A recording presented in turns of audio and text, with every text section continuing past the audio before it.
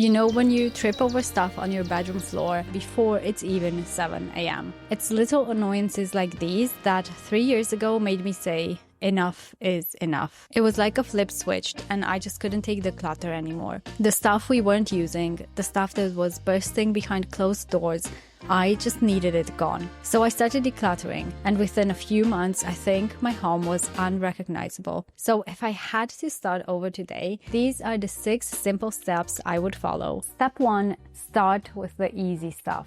You know, that daily level of clutter. So what I mean by this is start with the things that are easy to grab. So laundry that needs to be put away, that's an easy task that we can do. Start with the empty wrappers that are around. Remove rubbish from your car, from drawers. So just kind of take a big bin bag and go around your house and see what's easy to declutter. Like those no-brainer decisions, you know, you're not gonna miss this empty wrapper, you're not gonna miss that empty crisp packet. So all of those items, just quickly grab them, put them in the bin bag and get rid of that daily layer of clutter right now. And your surfaces, they might not be completely clear when you do this, but it's going to be a good start on tackling it. Take mugs and plates back to the kitchen or to the dishwasher where they belong. Look through your food and see, is there any expired food in your pantry or in your cupboards?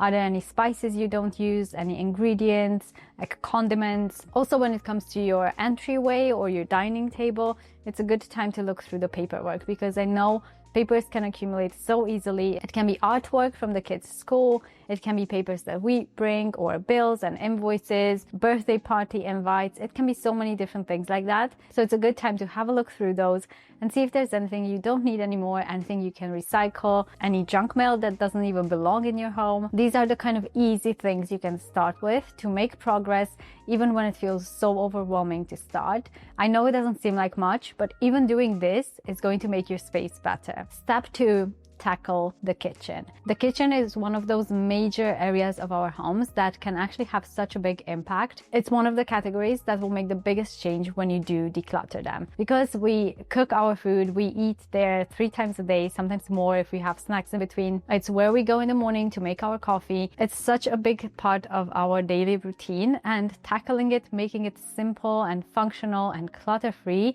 is going to change your home. So the way that I started decluttering my kitchen was cupboard by cupboard, because if we take everything out at once, it can feel so intimidating. It can feel frustrating. That decision making, the more you have to do it in one session, the harder it's gonna get. We get decision fatigue, and then we just want to quit and put it all back. So taking it just cupboard by cupboard, maybe a little bit every day, that can make such a big difference. Maybe today I want to do my mug cupboard. Maybe I want to do the plates or the cutlery, and just go through and pick the easy items that I want to declutter. And I think just try to make decisions as best as you can in this moment. It doesn't have to be perfect. You don't have to get rid of 90% of your things. Don't get hung up on the details. I think just start small and tackle the things that you just know you're not using, you know you don't need. Just start with that, because what we're doing here is we're exercising our decluttering muscle. So the more you do decluttering, the easier it gets and the better you get at making decisions. That's what I found, and that's why I think decluttering in layers is actually easier. So you might think, oh no, I'll just do it once and be done with it. And that's great. But the thing is, decluttering usually has to be kind of a constant thing that we do. It's not going to be the same amount of effort every time, because once you get it to a clutter-free state, maintenance is easier. But it is something that we have to incorporate into our routine to keep it clutter-free. And so decluttering layers, and today you might get rid of 3 items in this drawer and you might be happy with that, and that's fine. Maybe 6 months down the line, you realize actually there's more stuff in here that I don't use. And then the second pass you do through that drawer, you might get rid of some more. So that's what I mean by decluttering in layers. Don't be too hard on yourself. Try not to stress about it. The more we put pressure on this process and the more we make it this high stakes kind of thing, the less likely we are to, for one, enjoy it, because who likes to do something that's stressful? And also, we're less likely to want to do it. So just keep it pressure-free, stress-free, declutter what you can, and move on to the next thing. Even decluttering or a bit of tidying around your home will increase your dopamine levels, making you feel more motivated and good throughout your day. I've been learning more about dopamine and how our phones can actually crush our dopamine from a class on Skillshare. It's Laura Lamb's class about phone addiction. My mom was right, it's that darn phone. This part of the video is kindly sponsored by Skillshare. If you haven't heard of it yet, Skillshare is the biggest online learning community with lots of classes on so many different topics. The class I took about phone addiction was so eye-opening. It made me realize how these huge spikes of dopamine from our screen time can affect us in negative ways. It can spike our cortisol levels, for example, from seeing negative content in our social media feeds. One way I'm working on increasing my focus after taking Laura's class is I'm trying to go into that flow state more. Like when I'm filming or editing a YouTube video, I get into this flow state that's so good for our mental health. Or that flow when I'm cleaning my house, maybe with a podcast or some music on. Skillshare has creative classes taught by some really amazing creatives like professional illustrators and successful creators that I look up to. It is the best place to learn a creative skill or even to start a new hobby. If you're looking to reconnect with your creativity maybe this year, maybe avoiding brain rot like I am, Skillshare is where you can connect with other humans doing the same thing. And you can give it a go for free. The first 500 people to use my link in the description box or scan the QR code will receive a 1-month free trial of Skillshare. Step 3 is tackle the clothes. That's the second category that's going to make a huge difference in your home, because most of us have a lot more clothes than we need or want or even wear on a regular basis. So you can go through your wardrobe, you can go through your kids' wardrobe, and with the kids, I feel like sometimes it's easier because you can just pick what they've outgrown and be done with it. But with your wardrobe, it can be harder because there's a lot of emotions attached to it. There's a lot of, guilt over buying things that maybe you never wore. I know I used to have that a lot. Or, paying money for an item that is high value and you thought you would get a lot of use out of and you didn't. Or it can simply be that all of these items we think are so cute and we like having them in there, but in reality, we don't really wear them, or they don't go with a lot of our outfits, or they don't fit our lifestyle. Whatever it might be, it's okay to accept that, at one point I thought this would be a good decision. Maybe it wasn't, or maybe it served us for a while, but it doesn't anymore. And that's an item we can simply get rid of. So you can look through things like shoes and hats, coats, that's a big one. Bags, jeans. Sometimes we have so many pairs of jeans, but we only wear 2 on repeat. That's what I did. Go through cardigans and jumpers and see how many of those you actually wore this past season and how many are just lingering in there. And this is a good time to maybe sell them or donate them, find a space where they can go for someone else to enjoy if they're just cluttering up your space. Step number 4, and this is another big category, tackle the toys.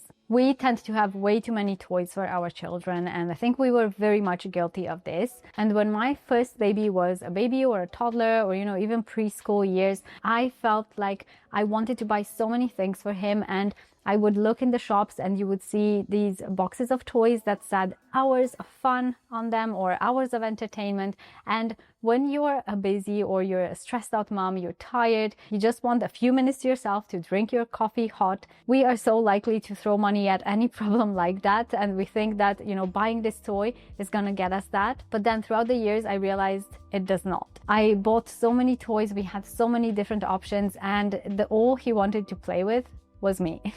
They want our attention, and I find that actually having less toys but more open-ended toys and toys that they can actually get creative with versus just pushing a button actually made both my kids want to play independently more, because they get more engrossed in their game and their creative little world that they're building.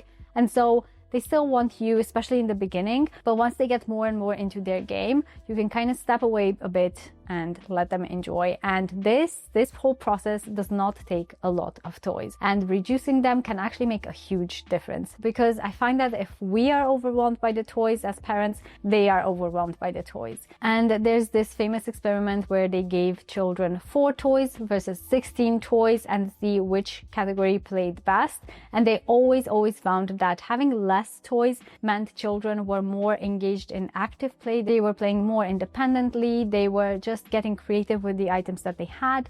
And so I'm not suggesting you have to get rid of everything and only keep 4 toys. That's not what we do. We still have a bunch of toys, obviously, but it's just about having less, having more intentional toys, and making sure the space that they play in is clutter-free, because it can be overwhelming for them too. It's kind of like going to a soft play or one of those role play places, and when you go in at the beginning of the session, everything is tidy and put in its right spot. The play kitchen is perfect, the little house, and once the children start playing with it and they start taking things out, obviously it gets messy, which is fine, but by the end of the session, everything is so trashed that none of the kids want to play with it. Like, it's just chaotic. So if the next session of play would start with that big cluttered environment, I don't think kids would play as much with those toys. So what I have started to do with my kids and what I've been doing for the past few years is we will have the toys out, they are playing with them, and what I'll try to do is to sit back and observe. So,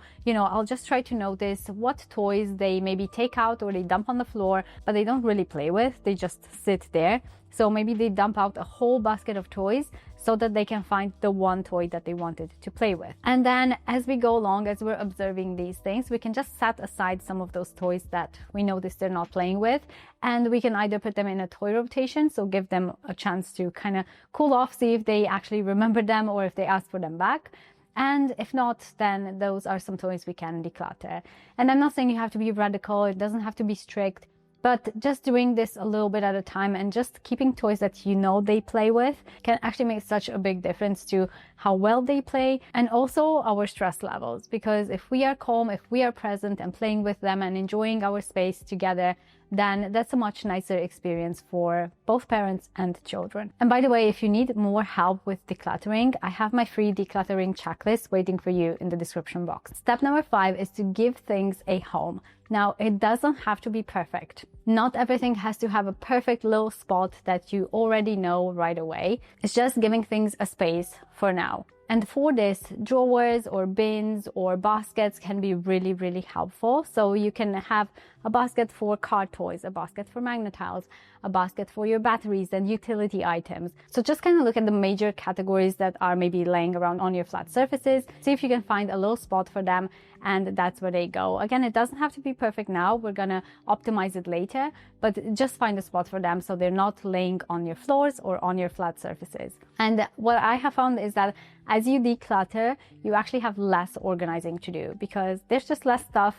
You only have things that you actually need and use, and it's easy to find a spot for it when you just have less. So a few examples of this, of where things have a home in my space. We have a little basket for garden shoes right next to the back door entrance. We have a little basket under the coffee table where we keep remotes and random little items that my kids play with in this area. I have a little felt basket where I keep all of my camera gear and filming equipment. We have a bin for all the hats and gloves. So just kind of finding a home for these items can be really helpful in making your home a lot more functional. And step 6 is optimize. So now that everything kind of has its own space, maybe it's not perfect, which is fine, we can make things flow a bit better. So maybe we can think about moving the plates next to the dishwasher so it's easier to unload. Maybe I'll have my breakfast bar, and by breakfast bar, I just mean the little cupboard where I keep cereal and bowls and coffee, things like that. Maybe I can have that next to the coffee machine, or, whatever way kind of makes sense in your kitchen. We can do things like move coats and shoes from the hallway to maybe an understairs cupboard or a little wardrobe or a shoe unit, and this way we can clear out the hallway and make it more streamlined. So that can be something that can work, or a toy rotation system where you store some of the toys away and then you bring them out at a later time. We have a system for Lego where it's not really that intricate of a system. We just have 2 drawers under my son's bed. One is for the built items that he's made, and then one is for just loose pieces that he can use. And it's not perfectly organized all the time, but it works for him. Or another thing we have is keeping all the batteries, utility items like screwdrivers and sellotape and things like that in one spot as well. We also have a basket next to the printer in one cupboard where I keep sellotape, printer paper, scissors, and previous parcel wraps from previous parcels we got. And that's kind of where I keep things for when we want to sell something on Vinted. And I also have a decluttering bin, which I call the outbox. It's just a little bin where we put items that we want to declutter in the future. So just making this a routine can be so helpful. And once you start decluttering, start thinking about organizing, finding little spaces for things in your home, it can make things so much easier. And I truly think in a few months, you can completely change how your home feels. I do hope this is helpful. Let me know how you are getting on with your decluttering, and I will see you in the next one.